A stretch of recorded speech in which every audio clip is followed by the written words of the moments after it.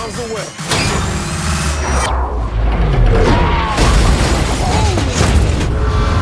So the first question, I want to go back to Tokyo Drift, which is like more than 10 years ago. It was the first time a Fast and Furious story was outside the US.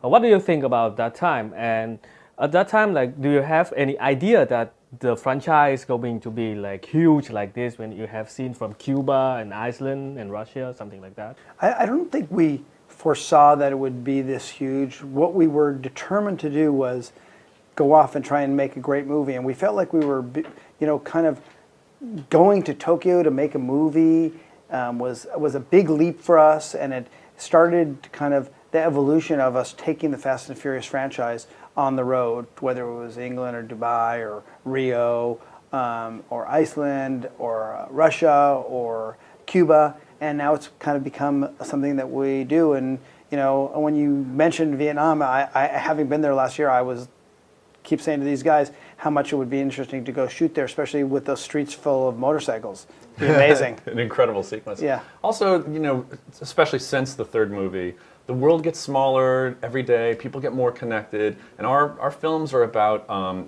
embracing and being inclusive. We want the audience members to feel like our characters would invite them to be part of the team. And towards that end, we wanted to reach out in Tokyo Drift to Japan and get to learn their style of racing and get to learn that culture. And ever since then, we just want to continue it, be a global family, and continue to see more of the world together. So have you considered filming Fast and Furious 8 in Vietnam? Because last year there was a rumor in my country that you guys are going to shoot the movie there, the part 8 there. We've discussed shooting the movie in many, many places. A lot of it has to do with, can we physically shoot the movie there? Can we get the streets clear enough that we could actually do some of the things we need to do? But having spent last Christmas time there, I would love to shoot a movie there. It was one of the most inspirational places I've ever been. Visually, it was so striking, and I just think that that people are so into their motorcycles or cars and stuff there. I think that would really fit in well with what we try and do. Really it would be very good thematically and very beautiful. Yeah.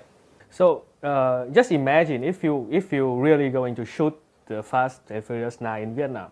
So what is the most difficult thing for you guys to do through the lens through the time you have been there from your experience? Well, I just found all of Hanoi to be so crowded.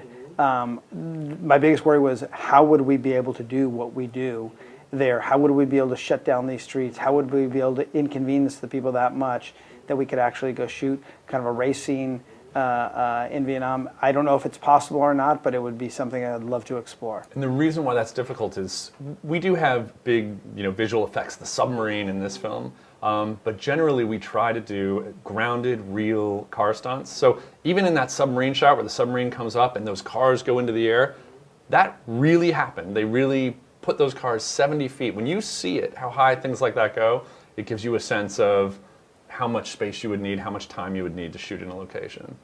So last question, you've been talking a bit about the future of the Fast and Furious, probably like the spin-off movie. And if you have the next movie is a spin-off, which character we can be expected to pop up in this movie? I mean, honestly, the good news is that there's so many great storylines and so many great relationships. There's such a wealth for us to pick from. We've been really concentrating on finishing Fast and Furious 8. We only started shooting last April in Cuba. It's been a real rush to get this film finished. So once this movie gets out in theaters, we'll start thinking about number 9. So thank you so much. Thank you. Perfect.